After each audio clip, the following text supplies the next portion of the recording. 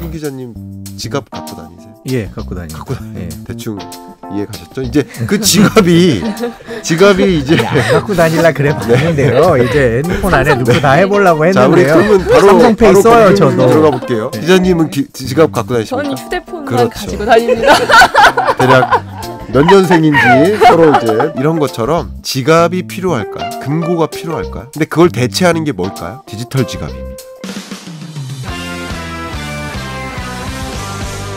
제가 항상 그 투자 관점에서 강조하는 이야기가 거스를 수 없는 흐름을 봐라. 이거는 정말 거스를 수 없는 흐름이야. 메가 트렌드라고 하죠. 네. 그 흐름 속에서 당연히 등장하는 유망 산업이 있다라는 걸 늘 똑같은 말씀을 드리는데, 자동차 배기가스 규제를 엄청나게 강화합니다. 그런 과정에서 노르웨이라든가 네덜란드 이런 나라들은요 2025년부터는 100% 신차 판매를 전기차로만 하겠다. 내연기관 안 되는 거죠. 안 됩니다. 네. 바이든도 얼마 전에 행정명령에 사인했죠. 2030년부터는 미국도 전체 자동차 판매량의 절반 이상이 전기차로, 스쿨버스 50만 대를 전기차로 교체하겠다. 정부 차량 300만 대를 역시 전기차로 바꾸겠다. 그런 과정에서 2030년까지 뭐 하겠다는 거예요? 전기차를 더 많이 확대 보급할 수 있는 인프라를 갖춰나가겠다. 대표적인 게 전기 충전 인프라 이런 것들입니다. 네. 그렇죠. 이게 거스를 수 없는 변화라는 거고요. 테슬라가 지금 뭐 하겠다고 선언하고 있냐면 반도체, 차량용 반도체 우리가 설계하겠다. 자동차 산업을 놓고 보면 우리나라 자동차 산업이 약점이 뭐냐면 차량용 반도체예요. 이제 각국이 자기가 다 하겠다는 거예요. 다른 나라의 파운드리 의존하지 않겠다는 거예요. 미국이든 중국이든 다 그렇게 움직입니다. 그런 과정에서 이제 차량용 반도체는 안보가 돼요. 이제 수익성을 논할 그런 산업이 아니에요. 반도체 수급 차질이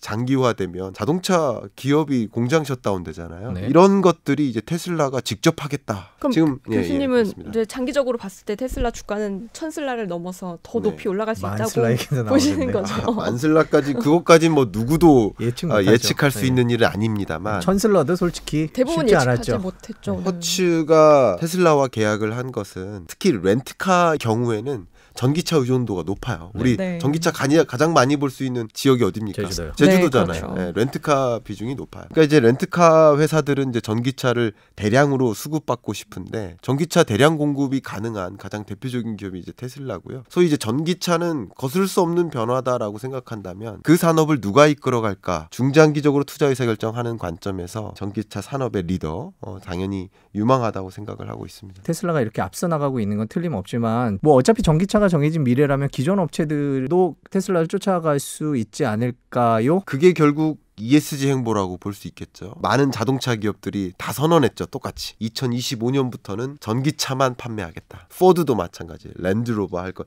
정말 많은 자동차 기업들이 다 그렇게 선언하고 그렇게 움직이는 과정에서 과열 경쟁이 나타날 것이라고 보고 있습니다. 그러나 지금 22년, 23년을 놓고 본다면 전기차가 굉장히 가파르게 보급되는, 이 가속화되는 그런 경로 속에서 실적이 뒷받침되는 전기차 생산 기업들, 큰 실적 기반으로 삼성전자 샀는데 네. 안 오르고. 자, 우리 개인적인 네, 하지 방송 마시고 끝나고 여쭤보는 댓글 나옵니다. 왜 개인적인지. 비트코인은 어떻게 보세요? 자, 비트코인에 대해서는 네. 그 누구도 예상할 수 있습니까? 그 수급을 관리할 수 아니요. 있습니까? 다만 제가 한 가지 중요한 말씀을 드릴게요. 자, CBDC를 말씀드리려고 네. 해요. 이 CBDC는 중앙은행이 직접 발행하는 네. 디지털 화폐입니다. 네. 비트코인은 암호화폐라고 해가지고 발행 주체가 없는 거예요. 누가 발행했는지 몰라요. 그러니까 소위 마약 밀매라든가 이 지하 경제에 많이 쓰이죠. 근데 중국이 디셉이라고 해서 디지털 위안화를 이미 발행했고 시범 운용하고 있어요. 공무원의 월급 일부를 디셉으로 줍니다. 지하철 요금 결제라든가 뭐 식료품 소비도 하고 있습니다. 그런 걸 시범 운용하고 있는 중이에요. 우리나라가 평창 동계올림픽 때 뭐를 선보였습니까? 뭘까요? 5자. 5글자요? 숫자 5를 영어로 5 뭐죠? 5G요? 아, 네. 5G 선보였잖아요. 네. 실제 우리나라가 5G 선도 국가 됐잖아요. 네. 네. 마치 그런 것처럼 올림픽 이벤트나 이런 것들이 있으면 어떤 특정 산업을 강조합니다. 물론 일본은 도쿄올림픽에 좀 실패를 했지만 그때 이제 수소를 보여주려고 했었어요. 성화봉송을 수소로 했거든요. 네. 그러니까 수소를 많이 보여주려고 했는데 보여주는데 실패를 했고요. 네. 베이징 동계올림픽은 어떻게 성황리에 갈지 모르겠지만 중국이 지금 작정하고 있는 게 탄소 CBDC를 중립인가요? 상용화하는 겁니다. 아, 그래요. 갑자기 왜 탄소 중립 얘기가 아니, 나? 그게- 지금 CBDC 계속 얘기하고 주제를 좀 벗어나지 마세요. 교수님, 좋습니다. 예. 김혜민 씨 팬 많습니다. 아, 그래요?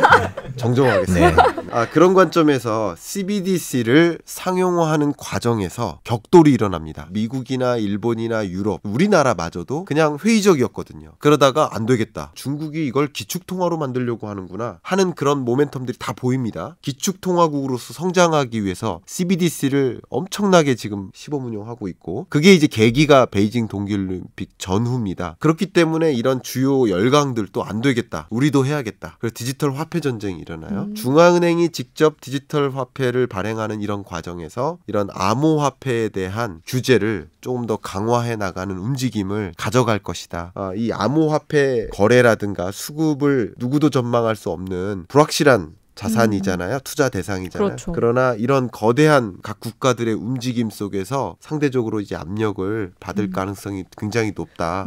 그래서 저는 이런 불안한 시장에 좀 투자를 하시는 것을 추천드리지는 않습니다. 근데 이런 과정에서 저는 어디에 투자를 해야 되나? 사실 현금 없는 사회는 안 옵니다. 정확한 표현은 화폐 없는 사회예요. 근데 그 현금을 통용할 때 뭐를 이용할까? 송 기자님 지갑 갖고 다니세요? 예, 갖고 다닙니다. 갖고 다니세요? 예. 대충 이해 가셨죠? 이제 그 지갑이 이제 안 갖고 다닐라 그래 봤는데요. 이제 핸드폰 안에 넣고 다 해보려고 자, 우리 했는데요. 그러면 바로 삼성페이 써요, 저도. 들어가 볼게요. 네. 기자님은 지갑 갖고 다니십니까? 저는 휴대폰만 그렇죠. 가지고 다닙니다.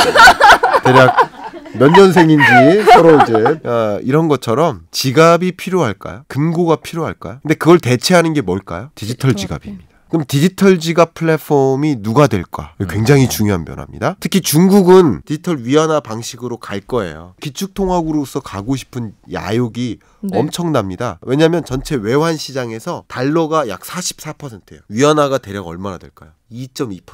그거밖에 안 되나요? 뭐 3, 4위도 아니고 8위인가 9위인가 그래요. 네. 호주 달러보다도 안 돼요. 중국의 디지털 위안화가 표본이 될 때 디지털 지갑 플랫폼이 뭐가 될까? 그 기업이 중국에서는 위챗하고 알리페이예요. 네, 저희가 지금 1시간 동안 뭐 테슬라부터 비트코인까지 그리고 부동산 가격까지 그다음에 IMF 경제 전망은 살짝 봤습니다. 김광석 교수님의 풀 영상은 SBS 뉴스 채널에서 보실 수 있고요. 하이라이트 클립은 월스트리트 채널에서 다시 보실 수 있습니다. 두 채널 모두 구독, 좋아요 부탁드리겠습니다. 긴 시간 시청해주신 여러분 고맙습니다. 목요일 날 뵙겠습니다. 고맙습니다.